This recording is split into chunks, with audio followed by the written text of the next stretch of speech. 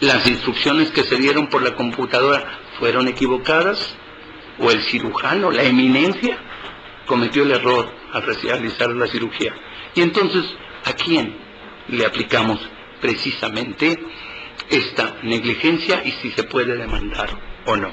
De todas estas pruebas también científicas, pues ya habíamos platicado con ustedes, junto a ustedes, precisamente la cibernética.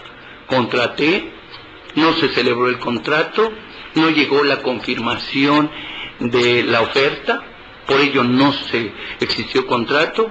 Puedo demandar la rescisión del contrato, puedo demandar su cumplimiento. Entonces, nuevamente, la cibernética y la comunicación vía Internet son importantísimas. Otra prueba científica.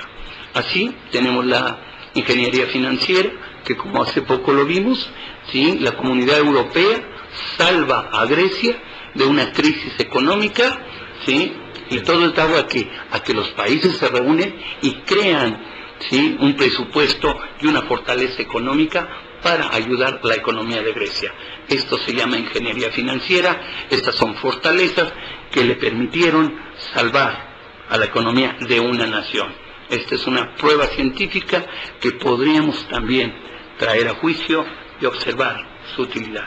Así, la prueba científica es todo aquel avance que se logre y que sirva para llevar a la convicción del juzgador de que en ese juicio llegamos a una verdad histórica, y esa verdad histórica le da a favor una sentencia, ya sea al actor, ya sea al demandado. Entonces, esta es una clasificación de pruebas clásicas con una prueba científica, a la cual el joven está obligado a creer en ella porque se está dando en su tiempo, se está dando en su momento, y que cuando se dice que se tiene técnicas de punta, que se tienen nuevas tecnologías, es precisamente ello. Pero el joven jurista en ocasiones dice, ¿cómo lo demuestro? Es ello, saber cómo utilizar la prueba científica precisamente en todo tipo de juicios. Muy bien, doctor. Ya nos dejó sin hablar. No, yo más quería, su señoría, a mí me llama mucho la atención. Me habían llamado la atención 2 o 3 veces ya con las pruebas científicas, ya son 3. A mí me gustaría que nos hablara sobre lo que casi todos los abogados hacemos, tanto en materia penal, civil, familiar. Sabemos que en el derecho civil se conduce de otra manera, en forma muy particular. La testimonial y la confesional, ¿qué nos podría hablar? Hacer un parangón con lo que se puede hacer tanto la testimonial y la confesional, porque aparentemente es lo mismo. En materia penal podríamos testigos de buena conducta, testigos de los hechos, o la confesional a cargo de alguna otra persona que me escribiera para aclarar algún hecho. En materia civil, ¿cuál sería la diferencia? Y se me puede hablar del ADN, ahí sí me llamó la atención porque dice usted que el 98%, entonces un 2% ya me hacen ser papá de alguien que no es mi hijo. ¿Sí puede ser? Digo, pues con un 1%, ¿no? Pero primero es al 2, señoría, y luego vamos a la observada. Y aquí yo diría en eso, pues tendrá que haber otro examen, y a lo mejor hasta un tercero, ¿no? Sí, porque eso me dejó. Aquí tenemos en este momento una gran juez de materia familiar que seguramente ha tenido que llevar este tipo de asuntos, ¿no? Y que son padres. Adelante, señora, por favor. Bien, primero decirte, mira, la confesional, en primera, por años, era la reina de las pruebas. Tomar una declaración, ¿sí? Y tú me decías algo muy importante, ¿qué es en materia penal, qué es en materia civil y qué es en materia familiar? Algo muy curioso, la prueba confesional es una declaración, y lo más importante es que deviene de un ser humano, y ese ser humano, como todos nosotros, somos falibles.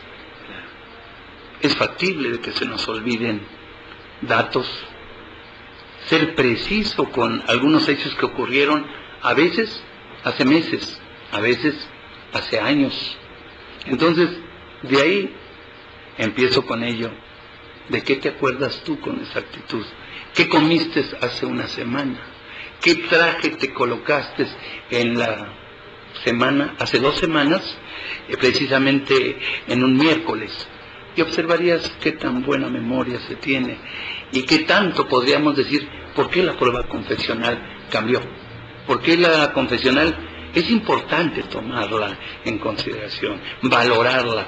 Pero también es importante sentir que es un ser humano, el cual, como ahorita platicaremos, tiene una problemática desde su llegada a los tribunales.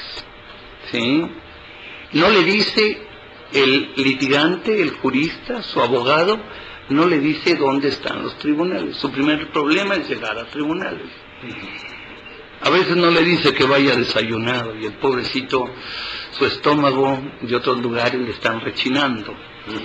No le dice que lleve una identificación. Y entonces encontramos que la confesional no es mala toda, sino es mala precisamente porque no hay una instrucción correcta de parte del abogado postulante. ¿Qué le van a preguntar? ¿Cómo le van a preguntar? Tampoco se lo dice.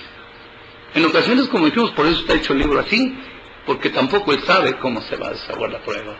Porque a lo mejor no ha llevado el desahogo de una prueba confesional. Entonces, encontramos aquí que es tan importante para el ciudadano saber qué va a ir a hacer al tribunal. Le dicen, va a desahogar una confesional. ¿Qué significa desahogarme? Sí, a lo mejor tengo que llorar o tengo que reír si es que me tengo que desahogar. Y ese término tan fácil de los abogados se vuelve tan complejo y tan raro para el ciudadano. Y entonces acude el ciudadano a los tribunales y nos encontramos que ya sea el juez, el secretario de acuerdos, tiene una cara, horror, Dios mío, qué terrible. ¿Sí? ¿Es mi verdugo? ¿Qué es realmente? Y si no han desayunado, peor, ¿eh? Entonces, llega, pregunto si mi audiencia se va a llevar a cabo, y el secretario de acuerdos o el juez le dice, espérese que lo llamen. Ya me espantó, ya tengo un susto. Cuando me llaman, casi me requieren mi identificación, como si fuera algo acusatorio. O sea, como que siento que me están intimidando antes que desahogue la prueba. Ojalá haya desayunado el secretario, dice en particular, que si no, se lo va a comer a él. Entonces, ese es el primer problema. Tampoco ilustramos al ciudadano. Y si no encontramos servidores con verdadera vocación, nos encontramos con ya un trauma en aquel que va a desahogar la prueba.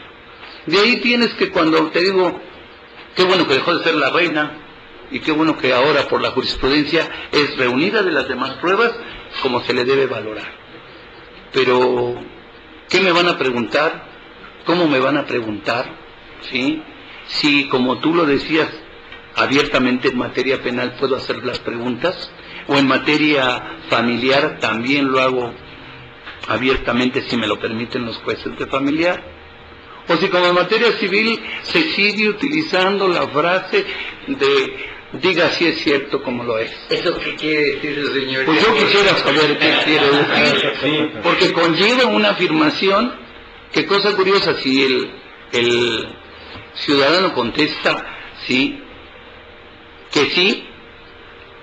a qué, diga si es cierto como lo es, sí, y luego dice que no hizo, bueno, o digo que sí es cierto o digo que no es cierto. Ve cómo son formalismos que ya la justicia grita por decir que ya no se utiliza.